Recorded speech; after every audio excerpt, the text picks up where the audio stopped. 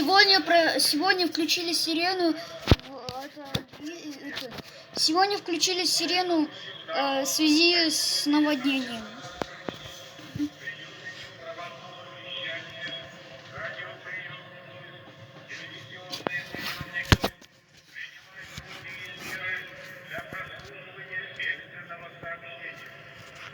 После окончания подачи сигнала, внимание всем в речевой форме, по радиотрансляционной сети, телевизионным и радиовещательным станциям передается сообщение о угрозе возникновения или о возникновении чрезвычайных ситуаций.